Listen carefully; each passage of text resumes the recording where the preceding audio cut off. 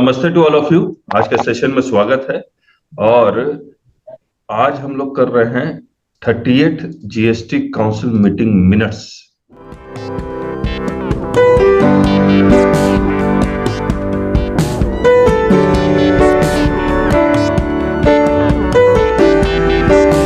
किस डेट का है? 18 दिसंबर 2019। मतलब कोरोना मार्च 2020 में आया था। मार्च 20 में पहला लॉकडाउन हुआ था मार्च 2020। उससे 4 महीने पहले लेट अस सी क्या हुआ।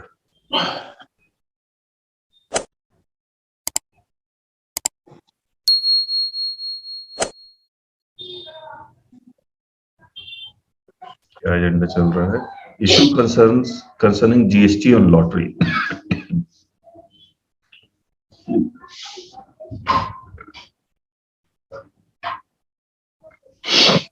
मुझे एक बात बताइए, आप लोग कैसीनो की बात करते हैं। कैसीनो में आपने मान लीजिए 3,000 रुपया का टिकट खरीदा, आपको एंट्री मिल गई, उसमें आप 1,000 रुपया जीत गए और कैसीनो वालों को जो इनकम हुई है वो 2,000 हुई है। ठीक बात है। जीएसटी किस अमाउंट पे लगना चाहिए?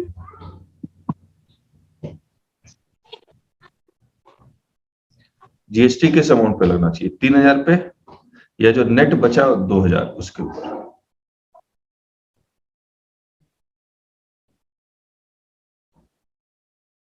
कोई अमाउंट आप बता दीजिए।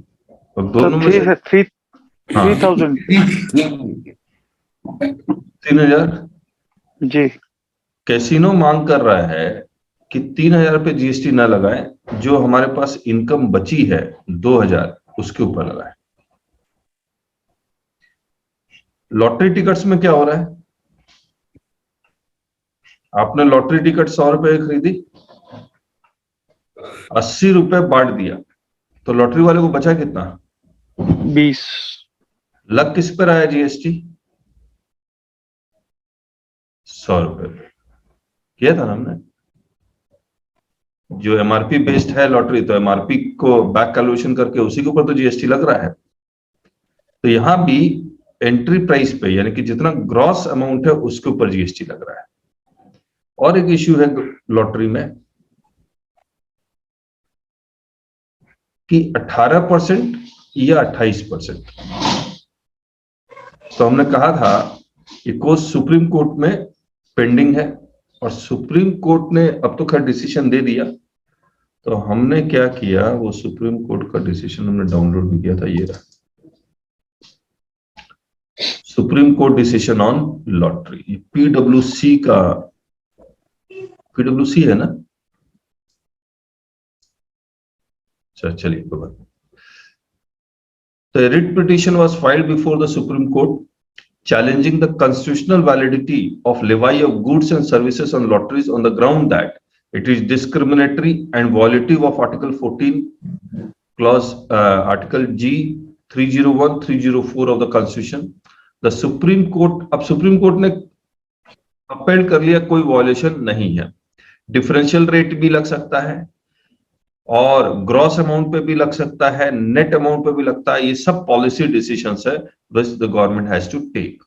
The Supreme Court has upheld the levy of GST on lottery and observed that impugned provisions of the GST are not contrary to the legal meaning of goods and are neither illegal nor unconstitutional. ये भी एक challenge था कि lottery को हम लोग तो goods मांगते हैं, lottery is an actionable claim. तो ये भी चैलेंज था कि it is not an actionable claim, it is basically a provision of services, but the Supreme Court also held that it is a goods. Facts: the petitioner, an authorized agent for the sale and distribution of lotteries organized by the state of Punjab, had challenged the constitutional value. Punjab में lottery है? Yes sir. Okay. Had challenged constitutional validity of the definition of goods under section 2 subsection 52 of the CGST Act and sought that it should be set aside. तो ये goods ही नहीं है, ये कहना चाह रहे हैं। Alternatively, the petitioner has sought that notification this should be quashed and set aside to the extent that levy tax on the face value of the lottery tickets without providing abatement on the prize money component as the amount does not form part of the taxpayer's income. तो net amount पे वो चाह रहे थे. The petitioner also sought that impugned notification should be quashed to the extent that they levied two different rates of tax on the face value of lottery tickets, and it should be declared that a uniform rate of 12% should be levied, irrespective of the place where it is being sold, and after adjusting the prize money component. तो supreme court ने कोई बात नहीं मानी. Petitioners contentions, अब government क्या कह रही है? Based on Supreme Court decision in Sunrise Associate, it was contended that the levy of GST on lottery as a result of inclusion of actionable claim in the definition of goods is ultra vires the Constitution of India. The observation in this decision of lotteries being actionable claims is only obiter dicta and cannot be treated as the ratio of the judgment. The CGST Act is a self-contradictory in as much as the definition of actionable claim referred to Section 3 of Transfer of Property Act 1882, which only includes the claim and not the goods, and under Section 2, subsection 52, actionable claims have been deemed to be good. बीच-बीच में ना कुछ आवाजें आ रही है, उसको mute कर लीजिए अपनी आवाज. As per serial number 6 of Schedule 3 of CGST Act, actionable claims other than lottery betting and gambling are treated to be neither supply of goods nor supply of service. Thus, taxing only these three activities is discriminatory, as no other actionable claims are being taxed. अच्छा, ये भी petitioner की कहानी थी. Revenue.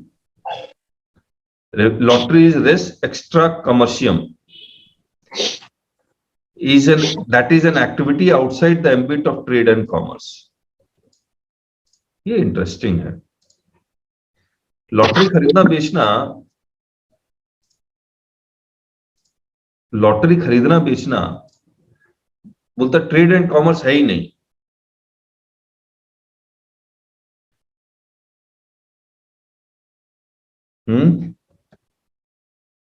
मैं आपको definition of business दिखलाता हूं.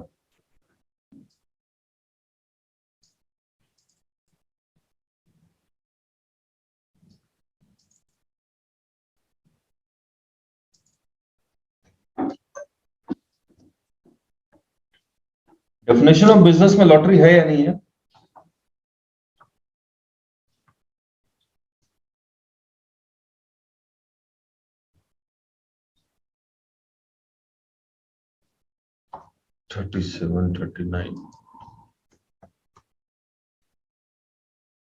देखिए, business includes any trade, commerce, manufacture, profession, vocation, adventure, wager or any other similar activity, whether or not it is pecuniary benefit.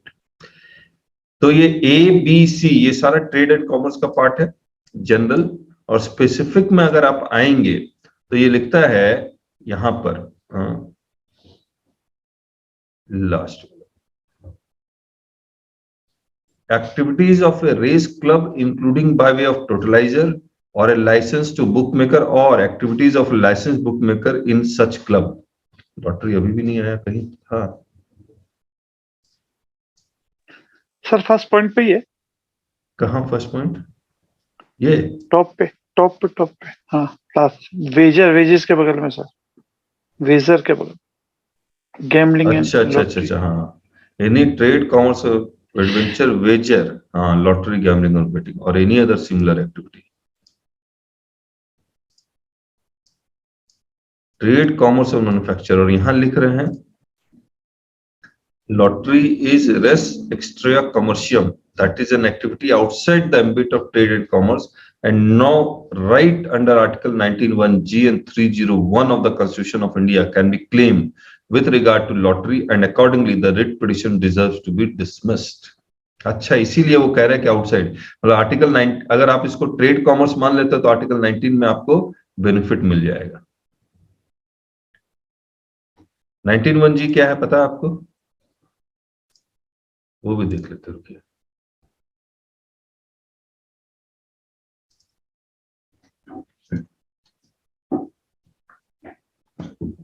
(19)(1)(g)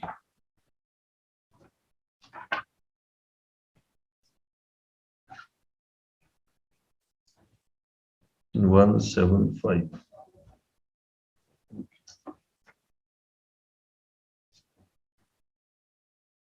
Here, 19. All citizens shall have the right to practice any profession or to carry on any occupation, trade or business. और इसमें restriction डाला हुआ है कि reasonable restriction डाला जा सकता है. The words reasonable restrictions are there in Article 19 and they imply that these can only be curtailed by due process of law. यानी कि कानून बना के. Neither the government nor the legislature can hold the rights granted under Article 19 and rights of the people are safe under this article. Cancellation or suspension of registration without any specific allegation of fraud infringes Article 19(1)(g. तो हमने आपको बताया था एक case में हमने इसी का हवाला देते हुए सस्पेंशन हटवाया था ऑफिसर्स लेवल पे और इसका जवाब इस किताब में भी है. अब आइए वापस. एंड 301 ऑफ द कॉन्स्टिट्यूशन 301 क्या है? 301 बड़ा इंटरेस्टिंग है. 178. अच्छा इसमें देखिए 178. Freedom of trade, commerce and intercourse. Subject to the other provisions of this part, trade, commerce and intercourse throughout the territory of India shall be free. Comment. Huge penalty and late fees for minor breaches violates Article 301. तो अगर officer आपके ऊपर huge penalty लगाता है, एक छोटी सी गलती हो गई, HSM की 25 + 25 50,000 की पेनल्टी लगाने की कोशिश करता है, जहां पर टैक्स इंप्लीकेशन 0 है, तो वहां पर you can coat this article 301. अब आइए. Lottery has been judicially held to be an actionable claim and is covered within the meaning of goods as defined in this under Article 279A, यानी कि GST Council of the Constitution. The GST Council has approved the levy of GST on lottery tickets, and thus the Union Parliament has competence to levy GST on lotteries under Article 246A of the Constitution of India, जहां से CGST Act बना है. The levy of GST on face value of lotteries in accordance with 15 subsection 1 of CGST Act and 5 and Rule 31A of the CGST rules and accordingly within the legal framework. 15(1), 15(5) और 31A में ये दोनों देख लेते हैं आपके साथ. 31 पहले 15(1) देख लेते हैं. पेज नंबर बताएंगे 15(1) का क्या है? 168, 175. 15(1). The value of supply of goods or services or both shall be the transaction value. Transaction value का मतलब 100 रुपए की चीज अगर आप 2 रुपए में बेचेंगे तो जीएसटी किस पे लगेगा? 2 पे. That is the transaction value. और 100 रुपए की चीज अगर 100 पे ही बेचेंगे तो किस पे लगेगा? तो अभी 100 पे. 100 पे लगेगा, यानी कि जितने तरह के ट्रांजैक्शन वैल्यू है उतने तरह के जीएसटी लगेगा. लेकिन लॉटरी में क्या हो रहा है कि एमआरपी का बैक कैलकुलेशन करके कैलकुलेट कर रहे हैं. ठीक बात है. Which is the price actually paid or payable for the said supply this. अगर ये कंडीशन सेटिस्फाई नहीं होती है तो फिर सीधे हम लोग 15(5) में चलते हैं. 15(5).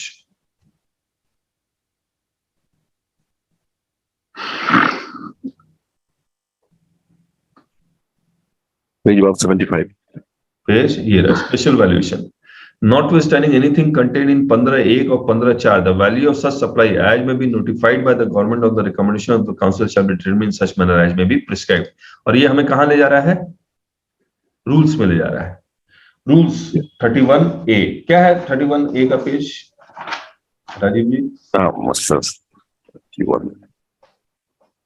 Page 377.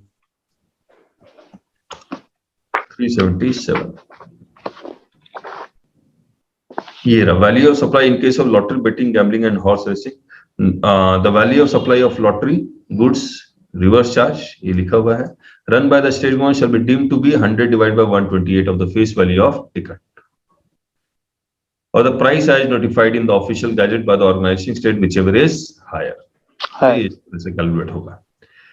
तो अब एक बात बताइए, आप रूल्स में कब जाएंगे? रूल्स में कब जाएंगे?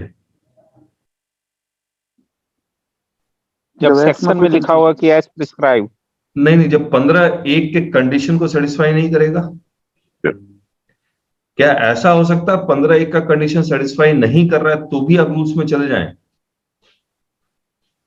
तो 15(5) में लिखा हुआ नहीं, देखिए 15(5) में not withstanding anything contain in 15(1) और 15(4), यानी कि 15(1) में भले कंडीशन सेटिस्फाई हो रहा है या ना हो रहा हो, कोई फर्क नहीं पड़ता, आपको रूल्स के अकॉर्डिंग जाना पड़ सकता है। ठीक मतलब निकाल रहे हैं ना हम लोग? Notwithstanding anything contained in 15(1), 15(4), the value of such supply as may be notified by the government. तो गवर्नमेंट ने कुछ वैल्यूएशन नोटिफाई कर देगी, उसी के अकॉर्डिंग लगा जाना है। कंडीशन नॉट सेटिस्फाइड तब तो जाना ही जाना है। Even if conditions are satisfied then also special valuation can be prescribe. यानी कि लॉटरी में अगर ट्रांजेक्शन वैल्यू 100 रुपए की लॉटरी टिकट में 80 रुपए में बेच रहा हूं, उसके बावजूद 100 रुपए के बेसिस पे वैल्यूएशन कर रहे हैं। किसी को कोई डाउट है तो पूछिए, या किसी को कोई और ओपिनियन है तो चलिए। Supreme court decision. Supreme Court held that inclusion of actionable claim in the definition the goods in section this is not contrary to the legal meaning of goods and is neither illegal nor unconstitutional. While upholding the levy of GST on lottery, the following observations have been made. Maintainability of writ, इसको छोड़ देते हैं। Inclusion of actionable claim, अब ये जो बार बार government की तरफ से आ रहा है कि विल सिट ऑन लॉटरी और कैसीनो के ऊपर क्या रेट्स लगेगा, क्या वैल्यूएशन होगा, वो सुप्रीम कोर्ट के डिसीजन का इंतजार कर रहा था। ये डिसीजन 2020 में आ चुका था और आज 2023 है। While it has been previously interpreted that the expression sale of goods has to be interpreted in its legal sense, that is as per the definition of sale of goods act 1930, it was observed that interpretation is no longer applicable as held in subsequent decision.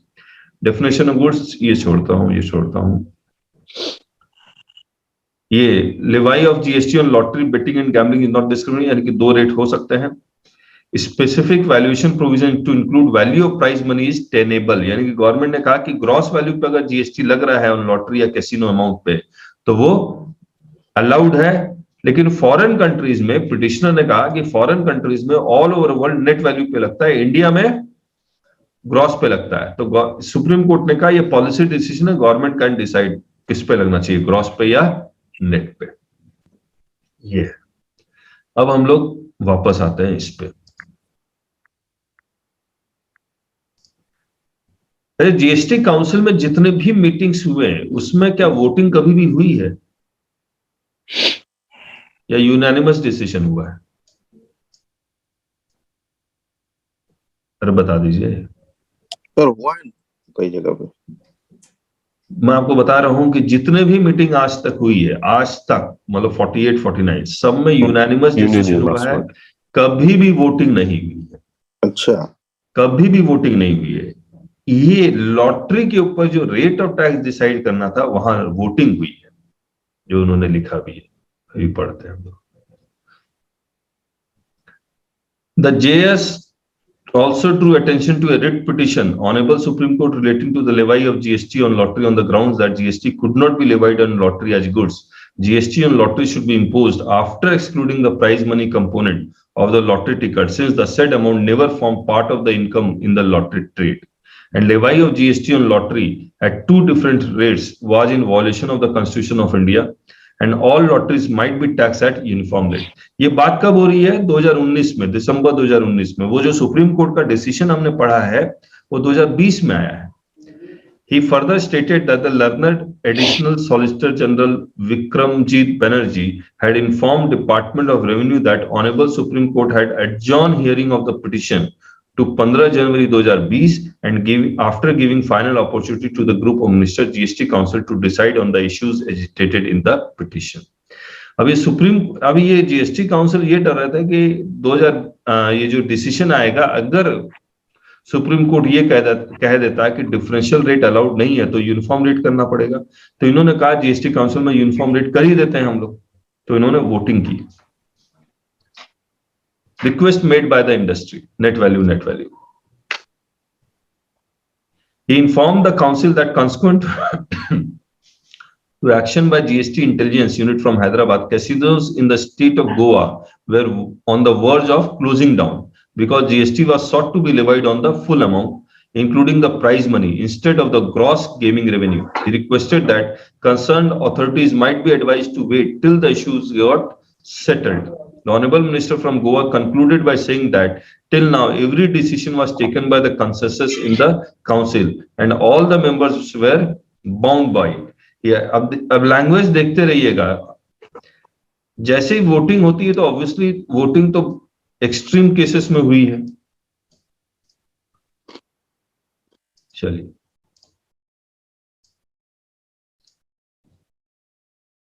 Sir, यहाँ पे तो जो taxation की बात कर रहे हैं वो एक्सक्लूडिंग प्राइज मनी की बात कर रहे हैं.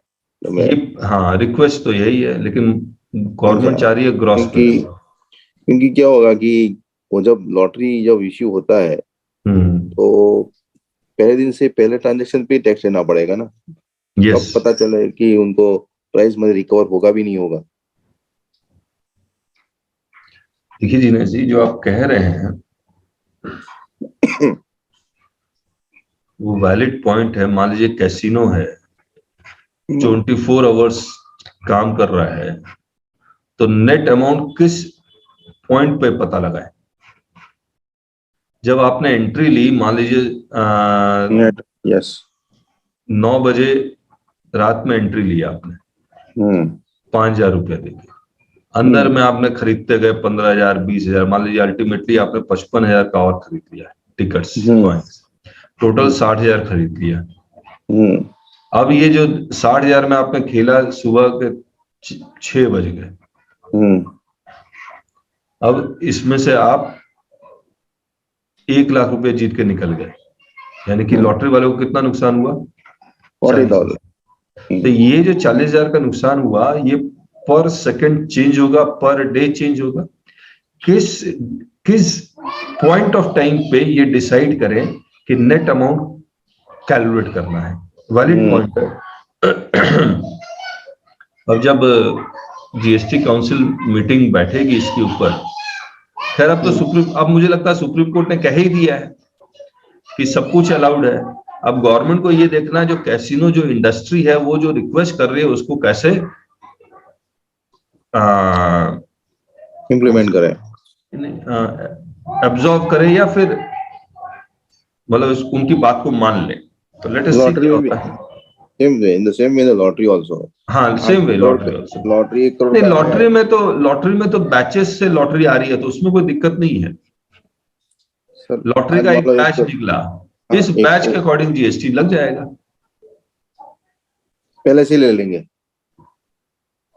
हाँ, पहले से लेंगे, क्योंकि वो इस मान लीजिए आपने लॉटरी का बैच 1 निकाला, इसमें पहले से डिसाइडेड है कि 100 रुपए का लॉटरी टिकट है, 10 लाख लॉटरी बिकना है, 80% का प्राइज मनी है, तो 20% पे जीएसटी लगना है. लॉटरी में कोई प्रॉब्लम नहीं है. अच्छा, ऐसा है. जो प्रॉब्लम है कैसीनो में है. हॉर्स रेसिंग कैसे काम करता है? हॉर्स रेसिंग भी बैचेस में चलते हैं, इसमें भी कोई प्रॉब्लम नहीं है. जो भी प्रॉब्लम है कैसीनो में है.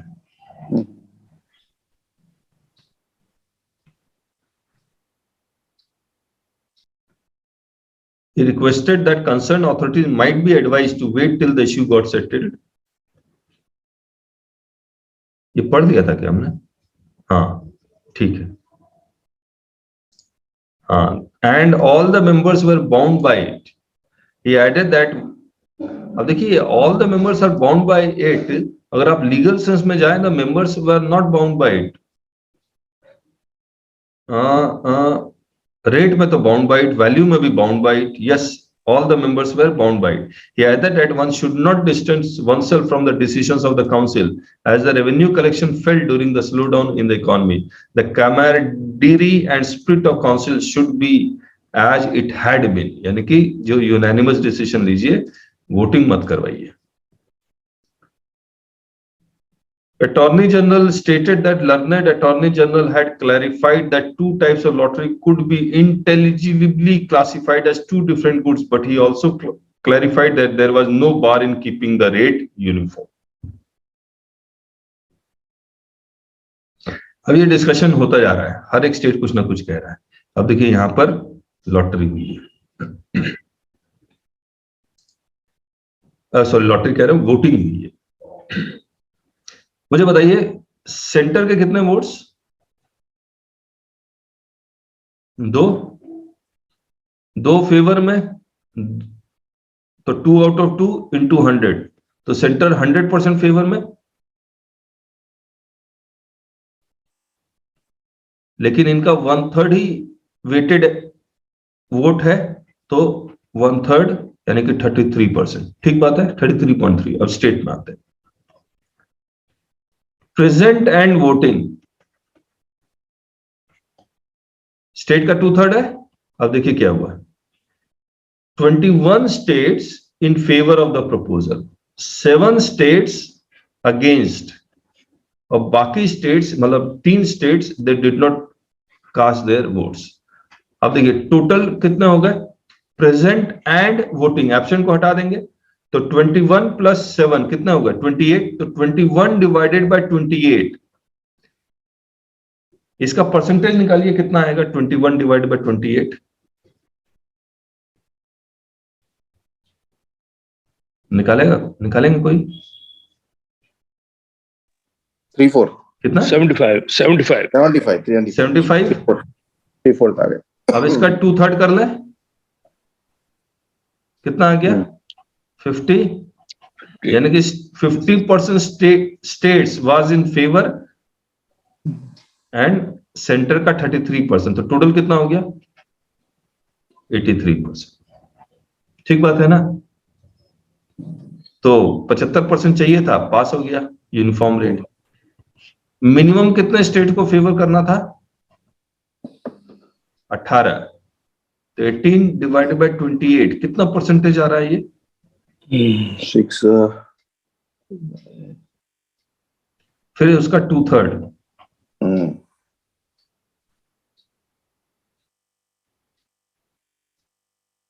आप देखेंगे इसका कैलकुलेशन करके 42% करीब आएगा, तो 42% एंड 33% जोड़ेंगे तो 75% आ जाएगा ये। अब तो वही है, 21 स्टेट फेवर में थे, 7 स्टेट अगेंस्ट में थे,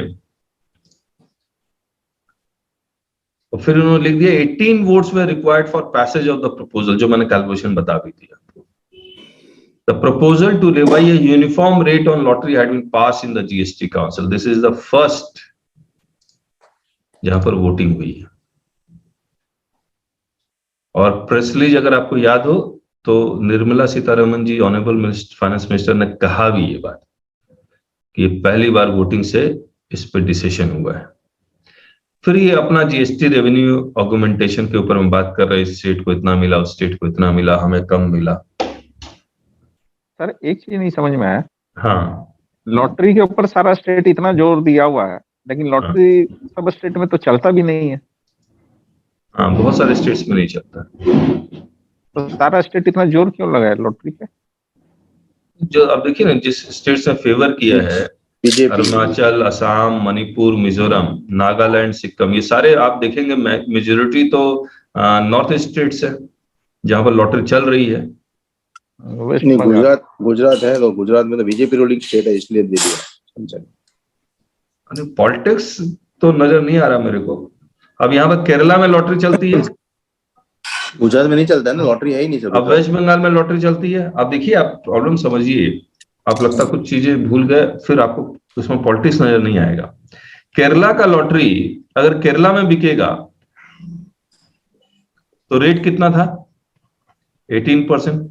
केरला का लॉटरी असम में बिकेगा तो रेट कितना है, 28%। ठीक, अब केरला वाला नहीं चाहता, यूनिफॉर्म कर देंगे, 28% कर दें, तो केरला का लॉटरी अब केरला में बिक रहा तो 28% है या नहीं है? समझ में आ रहा है आपको? तो हो सकता है केरला वाला नहीं चाहता हो कि अपने यहाँ, उसके यहाँ रेट ऑफ लॉटरी इतना ज्यादा हो जाए कि लॉटरी टिकट बेचना मुश्किल हो जाए। समझ रहा है आपको? क्योंकि इसका आधा तो सेंटर शेयर कर लेगा, आधा केरला को मिलने वाला है। उसी तरह से आप इसके बारे में सोचिए, मणिपुर के बारे में। आज मणिपुर छोटा सा स्टेट है, अब मणिपुर और केरला में जाके बेचता है तो 28%।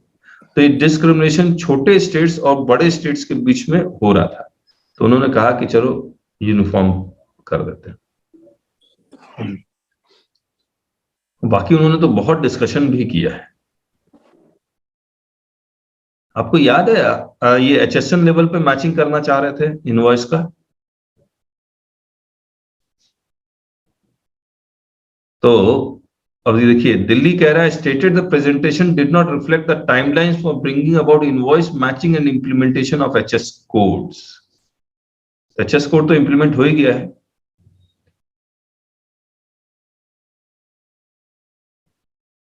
आगे देखते हैं, ये सारा रियल एस्टेट का जो लॉन्ग टर्म लीज के बारे में हम लोग ऑलरेडी डिस्कस कर चुके हैं, वो दोबारा से डिस्कशन हो रहा है।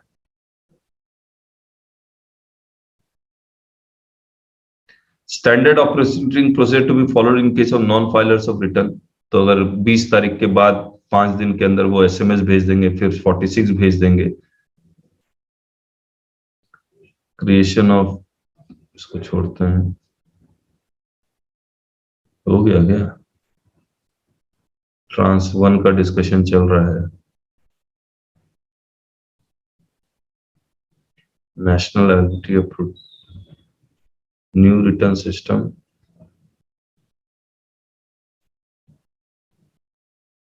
ई इनवॉइस का डिस्कशन, फिर रेट्स का डिस्कशन। ये GST अपलेट ट्रिब्यूनल बैठाना चाह रहे हैं जगह जगह। आधार लिंकिंग का भी सर इसमें डिस्कस हुआ, ऊपर से देखिए जरा। वो डिस्कशन में आधार लिंकिंग का पहले कर लिया था, वो सिर्फ इम्प्लीमेंटेशन कितने तारीख तक होगा क्या होगा, लेकिन उसमें कोई लॉजिक नहीं है, इसलिए छोड़ दिया। क्रेडिट अवेलमेंट टू 10%, पहले 20 से 10 किया उन्होंने, तो उस पर कहा कि अब 20 हो गया, अब 10 करेंगे। अच्छा, इसको एक बार पढ़ लेते हैं। Therefore, this rule was inserted to ensure discipline among taxpayers for filing GST returns. On analysis, it was found that in financial year 18-19, the total gap in 2A and 3B was 13%. Therefore, approximately 13% of total credit was lying unmatched in the system currently. He therefore proposed that law committee had recommended that in the interest of the revenue and to increase the proportion of the match credit in the system, Rule 36 or Rule 4 to be amended, और 10% कर लिया।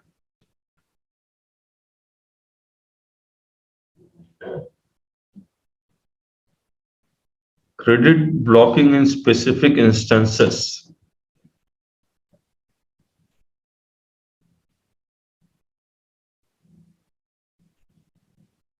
ये वही वाला है कि 3B में अभी जो वो मैच रिवर्सल का सिस्टम लाए, temporary reversal and permanent reversal, उसके बारे में बता रहे हैं कुछ। फेक इनवॉइस के बेस पे खत्म। 38 बड़ा जल्दी खत्म हो गया। मैंने 38 ही तक पढ़ा था, इसके बाद तो मैंने पढ़ा ही नहीं। डाउट कर लेते हैं आप लोग का, कोई क्वेरीज है?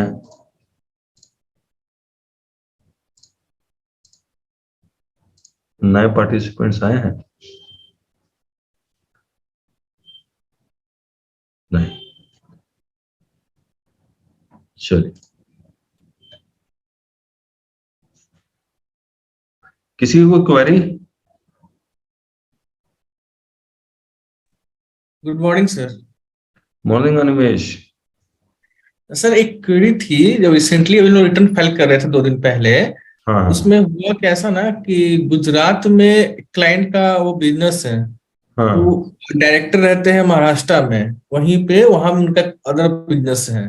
तो डायरेक्टर रेम्युनरेशन पे ना RCM चार्ज करना चाहा गुजरात वाले GSTN से हम लोग ने।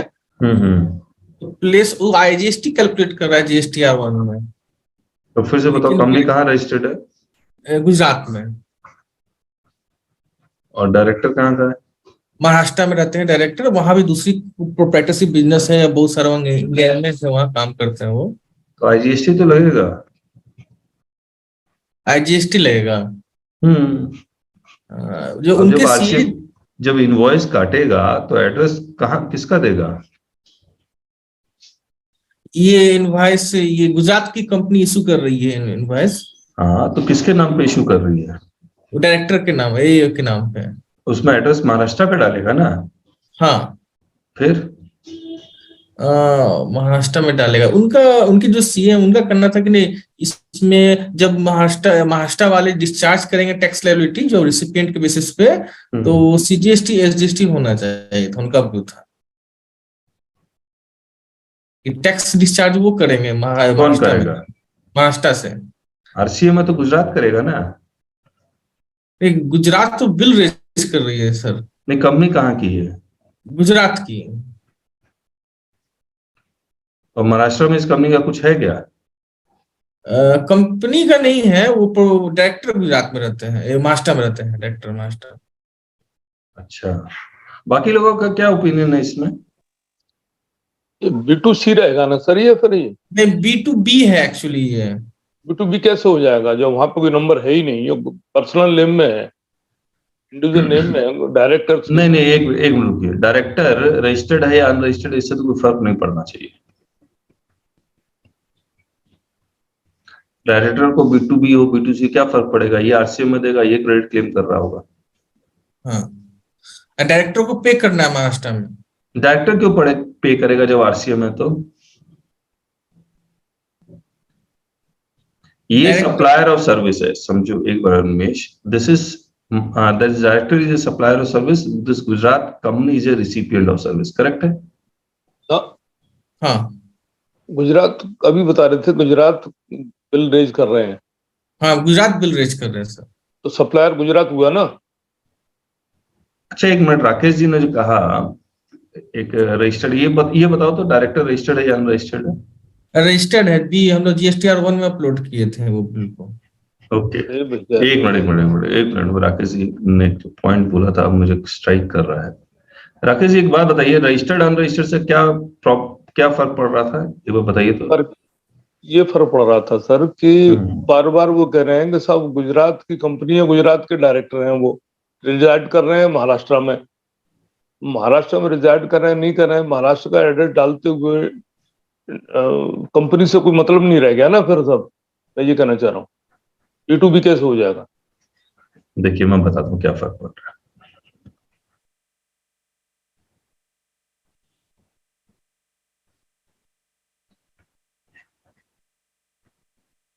सर एक चीज करेक्ट करना चाहेंगे, गुजरात की कंपनी में डायरेक्टर नहीं है, सॉरी सर, वो दूसरी कंपनी महाराष्ट्र में, उसमें डायरेक्टर है। सॉरी, तुम भी तेज हो निमेश, अब तो पूरा सिस्टम ही चेंज कर दिया, तब उसमें क्या नहीं? गुजरात की कंपनी में डायरेक्टर नहीं, महाराष्ट्र की कंपनी में डायरेक्टर है। सॉरी सर, इसीलिए कहता हूँ नोटिस लिखा हुआ हमको देखना है। नोटिस नहीं, हम लोग रिटर्न फाइल कर रहे थे ये। हाँ ठीक है, अब अभी इसको भी कंप्लीट करेंगे अब हम लोग। ये सप्लायर, ये रिसिपिएंट, और ये मान लीजिए रजिस्टर्ड है, ठीक। बिल कौन रीच करेगा? इनवॉइस कौन रीच करेगा? आरसीएम में टैक्स देना, इनवॉइस कौन रीच करेगा? गुजरात वाली कंपनी रेस करेगी सर, क्योंकि आरसीएम का ही नहीं, अगर रजिस्टर्ड पर्सन है तो ये रेज करेगा और इसके इनवॉइस में टिक लगाएगा कि आरसीएम में इसको पे करना है। ये अपना 1 फाइल करेगा, इसके 2B में नजर आएगा आरसीएम वाला। Very right. अच्छा, गलत हो रहा है मतलब? नहीं, ये तो ठीक है। अभी हाँ समझ गया सर, समझ गया। अब अगर ये यूआरडी है तब गुजरात वाला सेल्फ इनवॉइस रेज करेगा। अच्छा, यस यस यस, ठीक है, यस सर, ये सिस्टम चलेगा। और अगेन इसमें देना आईजीएसटी है।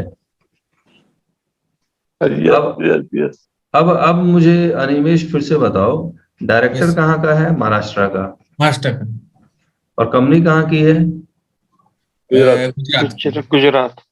अभी बोला कि चेंज हो गया, महाराष्ट्र की कंपनी है। नहीं, डायरेक्टर महाराष्ट्र की कंपनी में है। डायरेक्टर महाराष्ट्र की कंपनी में डायरेक्टर है वो। कोई उससे रिलेशन नहीं, कोई मतलब। तो गुजरात कहाँ से बीच में आ रहा था? इस गुजरात की कंपनी को वो सर्विस दे रहा है सर। क्या सर्विस दे रहा है? डायरेक्ट नहीं, तुम अब निवेश तुम लिख वो दिखलाना मेरे को। Okay sir. अभी बताया गुजरात कंपनी सर्विस दे रही है। चलिए वो लिख के देगा तब समझ में आएगा। और किसी का कुछ?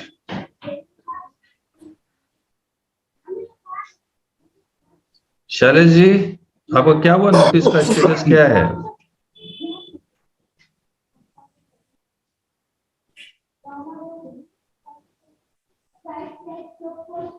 जी सर, आपका नोटिस का स्टेटस? कुछ नहीं, जवाब भर दे दिया था हमने उनका, तो उसके बाद उसका कोई रिप्लाई नहीं आया। ओके। अब उन्हें छतरपुर से बदल कर पन्ना जिला दिमाग लगा दिया है। छतरपुर से जितना वसूल करना था कर लिया।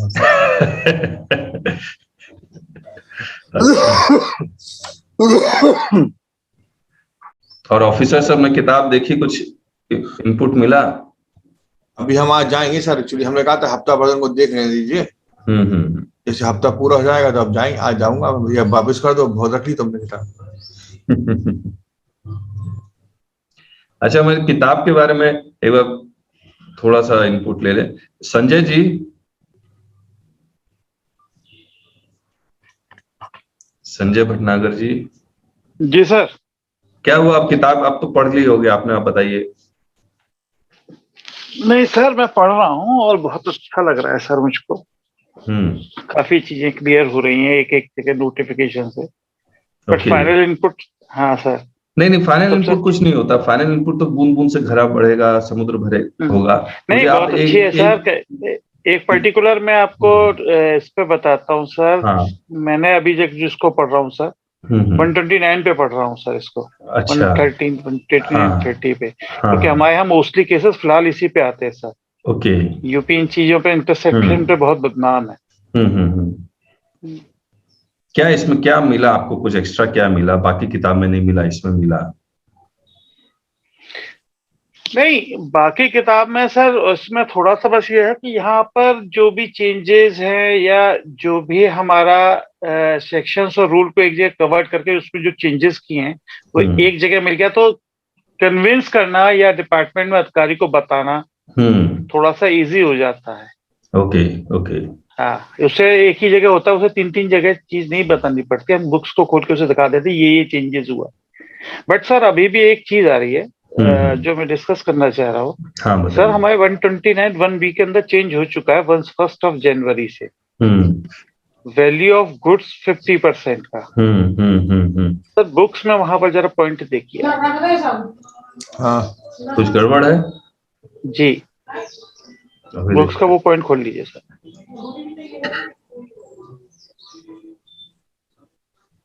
संजय भैया, ऐसा लगता है जैसे अपने नोट्स तैयार किए अपने पढ़ने के लिए, किताब पढ़ने के बाद ऐसा लगता है ना?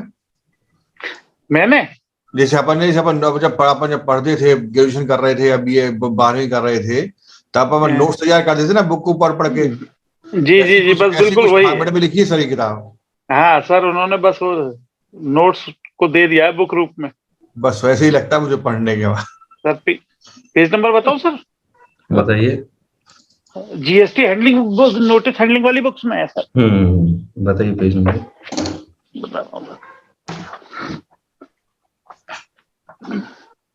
Page number 137। Thank you Rajeev जी।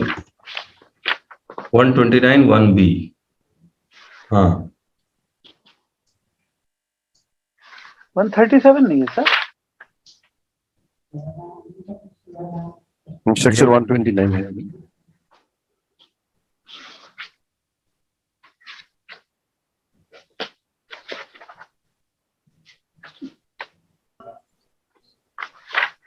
जहाँ सर आपने टेबल बनाई है ना सर,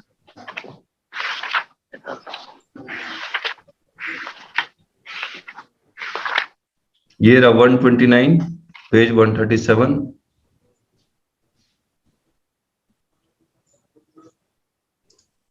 पेनल्टी, वो value of goods plus penalty ले रहे हैं, 15% टैक्स ले रहे हैं। अच्छा, उनका पोर्टल ठीक नहीं हुआ है? हाँ, पोर्टल ठीक नहीं हुआ है सर। आज भी वो 121B के अंदर वैल्यू ऑफ गुड्स प्लस कहाँ देख सकते हैं हम लोग? कहाँ देख सकते हैं? सेक्शन 120। नहीं, पोर्टल में कहाँ देख सकते हैं कि आप जो बता रहे हैं वो वैसा? नहीं सर, ये डिपार्टमेंट प्रोसीजर है ना जिसमें अच्छा, ये नोटिस डिपार्टमेंट इशू अपना। कर दिया। अच्छा। उनके पोर्टल हम लोग नहीं देख सकते। नहीं, हम लोग नहीं देख सकते सर। ओके। राजेश जी, ये जनवरी से चेंज हो चुका है, जबकि 1 जनवरी 22 से हो गया था केवल। राजेश जी वैल्यू ऑफ कहाँ गए? जी सर। राजेश जी, आप देख पाएंगे ये जो संजय जी बता रहे हैं कि पोर्टल में चेंज नहीं हुआ है, उनके पोर्टल में किस चीज का चेंज सर? वो 129 का जो वो 25% और वो हुआ ना? नहीं 129 में वो कह रहे हैं संजय जी कि टैक्स सर, आज भी कैलकुलेट कर रहे हैं। वो रेस्टेंट owner बात of कर रहे हैं 25 मैं- तो सर नहीं, वो इनके हम कह रहे हैं, वो बिल्कुल सही कह रहे हैं। इसमें ओनर टर्न अप कमिश्नर- नहीं होता है तब की बात हो रही है। सर उस पे कमिश्नर ने परिपत्र भी जारी किया था मेरे ही मैटर में, अच्छा, और उन्होंने कहा था कि मैनुअल अपील इसको ली जाए। अपील? हाँ, अपील करना है। 129 में जो जमा हो रहा है पोर्टल गलत कैलकुलेट कर रहा है, उसके लिए अपील में जाए हम लोग? नहीं, जैसे आप 25% जब आप वहां जमा कर रहे हैं अपील में जाने के लिए पेनल्टी 129 में, तो वो तो पूरा कैलकुलेट कर रहा है, 100 उठा रहा है, 25% तो ले ही नहीं रहा था। अच्छा, फिर? तो अब मुझे तो गाड़ी छुड़ानी है, जब एक्ट की व्यवस्था है कि 25% जमा करके अपील में जाना है, हाँ, तो हम क्यों 100% जमा करेंगे? ठीक बात है। तो उस दिन में जो है, मैंने वहां कमिश्नर ने वहां फिर उसका एक परिपत्र भी जारी किया था और कहा था कि ऐसी अपीलों को मैनुअल लिया जाए। अच्छा, मैनुअल फाइल कर दिया जाए। नहीं सर, ये तो अब ऐसा कुछ नहीं आ रहा है सर, हम लोग फाइल कर रहे हैं 25% पर। सर जब और मैं हो रही आया है था सर, तो उस समय आपके यूट्यूब पे मेरा वीडियो भी होगा, पराग सिंगल कर जानकारी वाले पे। अच्छा, उसके बाद वो लेटर आया, उसके बाद कई लोगों ने वो लेटर हमसे मांगा, फिर मैंने दिया, तो सब लोगों ने अपनी अपील फाइल की। अच्छा, अब नहीं, वो राजेश- सिचुएशन नहीं है, अब वो आज के डेट में वो सिचुएशन नहीं है ना, सॉल्व हो गया। आज हो सकता है। इशू दूसरा ओके। है, लेकिन यहाँ पे सर डिस्कस हो रहा है वो संजय जी अलग चीज बता रहे हैं। राजेश जी, वो संजय क्या जी कह रहे दोबारा हैं? बताइए। सर मेरा इश्यू ये है कि जब owner of the goods forward सामने नहीं आता है, तो ये लोग जो 129 1B के अंदर ड्राइवर्स पे जो पेनल्टी चार्ज करते हैं, एक्ट के अंदर लिखा हुआ कि माल के वैल्यू के बराबर ही लिया जाएगा। पेनल्टी और फाइन दो शब्द है ना वहाँ। नहीं राजेश जी, पूरा तो सुनिए। नहीं, फाइन नहीं है सर, राजेश जी पूरा सुनिए। पेनल्टी के रूप में वैल्यू ऑफ गुड्स के बराबर ही लेना है, लेकिन वो टैक्स भी ले रहे हैं, लेकिन वो टैक्स भी ले रहे डिपार्टमेंट हैं। एडिशनल ले रहे हैं, जो नहीं, अगेंस्ट द टैक्स- लॉ है सर। नहीं, टैक्स कहाँ ले रहे हैं? देख लीजिए, आप कोई भी देख लीजिए, 100% of value plus tax rates दोनों चार्ज कर रहे हैं सर।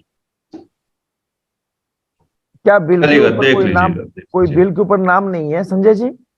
नहीं सर, बिल पे नाम है, और वो जब भी सर एक्सेस ऑफ गुड्स पर लेते हैं, ड्राइवर के नाम पे जब भी इशू करते हैं सर, तो वो value of goods plus tax rate दोनों इंक्लूड कर रहे हैं। रुके संजय जी, एक मिनट रुकिए, एक मिनट मैं बताता हूँ। एक्चुअली इशू जो संजय जी जो बता रहे हैं वो ये बता रहे हैं कि ऑफिसर के पोर्टल में टैक्स पेनाल्टी आ रहा है, तो टैक्स यहाँ पर ऑटो जीरो या ग्रे हो जाना चाहिए, लेकिन ऑफिसर के पोर्टल में ये ग्रे नजर नहीं आ रहा, तो इसलिए वो टैक्स भी ले रहे हैं। तो राजेश जी, मैं जो पूछना चाह रहा हूँ कि आपके पास कोई सिस्टम है जिसका स्क्रीनशॉट मिल जाए? नहीं, बस यही पूछ रहा हूँ, तभी ना आगे बढ़ेगी बात। चलिए, और कोई इश्यू? लेकिन यहाँ तो सर उसमें लिखा हुआ है कि value of goods reduced by tax payable, कुछ ऐसा कहाँ लिखा हुआ? अब नहीं, वो खत्म चेंज हो हो गया। चुका सर, वो तो खत्म हो अच्छा गया। चेंज हो, अच्छा जनवरी 22 में खत्म हो गया सर। अब वो कोई इशू नहीं है, लेकिन मैं आज पता करके बता दूंगा कल आपको। हाँ, बताइएगा तो। राजेश जी पूछ लीजिएगा, इनका जो वेब पोर्टल है उसमें है ये प्रॉब्लम है। हाँ, वेब पोर्टल में प्रॉब्लम है। और किसी और से कोई इश्यू? मनीष जी, क्या हाल है?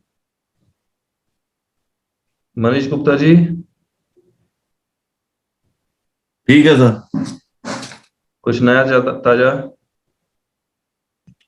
अभी तो कुछ नहीं सर, ठीक है। किताब मिली आपको? हाँ, मिल गई किताब सर। पढ़ रहे हैं आप? हाँ, पढ़ रहे हैं सर। थोड़ी प्रॉब्लम है दांतों में।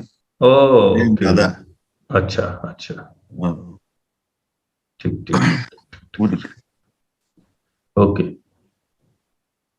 तो सैटरडे को हमने गर्ग जी की किताब ऑर्डर, वो राकेश जी के सब कुरियर कर दिया था।